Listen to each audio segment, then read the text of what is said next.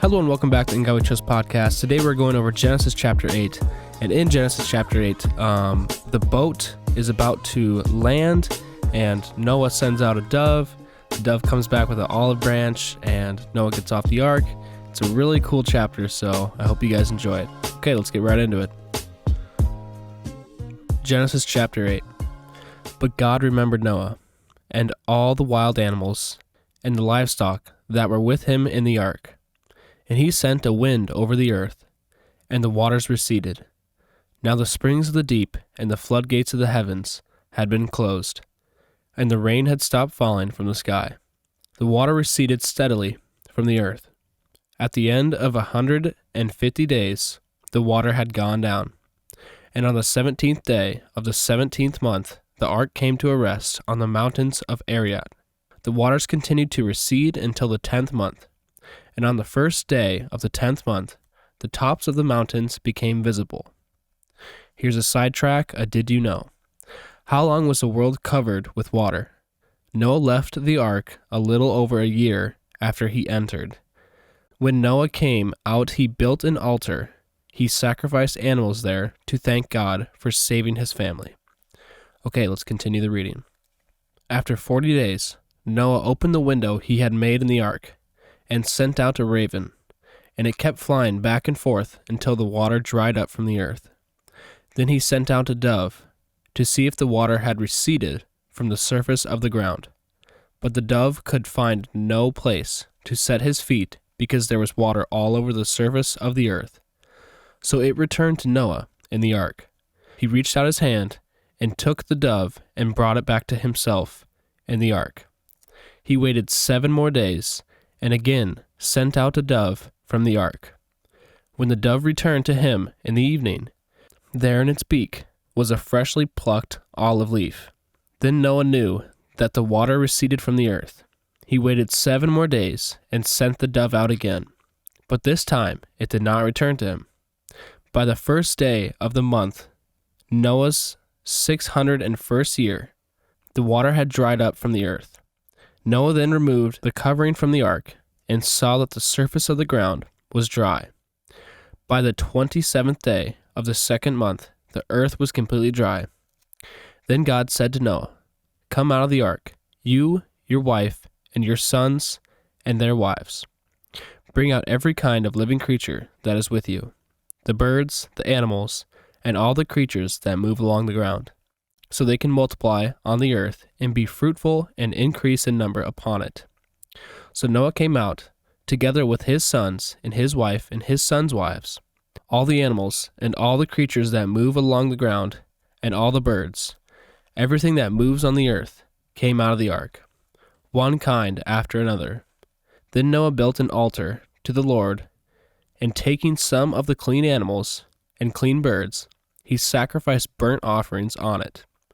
The Lord smelled the pleasing aroma and said in his heart, "Never again will I curse the ground because of man, even though every inclination of his heart is evil from childhood, and never again will I destroy all living creatures, as I have done.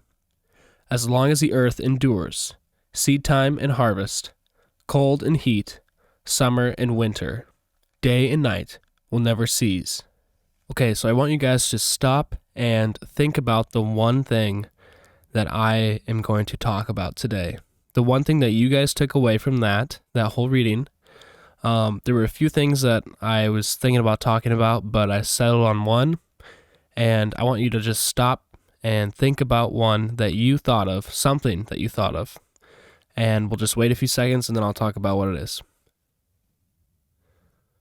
Okay, so the thing that I'm going to talk about is thankfulness and remembrance. I don't know if that's really a word, but I think so. So anyway, right when Noah got off the ark, he built an altar and he sacrificed animals to thank God for saving his family.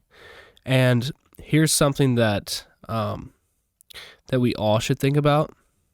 We should really thank God like every day, every single day, because imagine if you had a friend and you were always doing something for your friend, and your friend never showed appreciation towards you, I mean, God's not like that. He's not going to hold a grudge. But I mean, we should just be thinking about how we are treating God by not thanking him for what he has done for us. Because I don't know about you guys, but I'm always asking for more. I'm pretty greedy, I'm always like, "Oh God, can I have this? Can I have that?" And all this, But we just need to stop and look around and thank God for what we already have, because we need to be very thankful for what we already have. And yeah. Okay. Also, the remembrance. So earlier it said God remembered Noah. It's not like all of a sudden God was like, "Oh, forgot about this guy on the ark, haha." But it was like them talking about like, okay, this is the time that God is going to start acting again, It was 150 days that that they were chilling on the water. So, I mean, then it was time for God to start to finish the job. So that's when they say God remembered Noah. And God remembers us. He remembers all of us, and he never forgets about us when we forget about God, because I don't know about you guys, but I forget about God every single day. Every single day, I get distracted. My mind starts to go astray, and I'm not praying. So God remembers us, though, if we will like say prayers to him, like, "Hey God, please help me keep my mind on you," he will help you with that. But it's up to you to say that, you can't do it without God's help, but you just need to say it. Like we can talk is real cheap for us, but God is the one that can help us to not live a sinful life, So that's just something. All right. Well, that's all I got for you guys today. Remember God and keep praying. Stay in prayer. Very important. And also thank God for what you have. So I hope you guys enjoy that. Have a great day. Think of God throughout the entire day and pray to him throughout the entire day.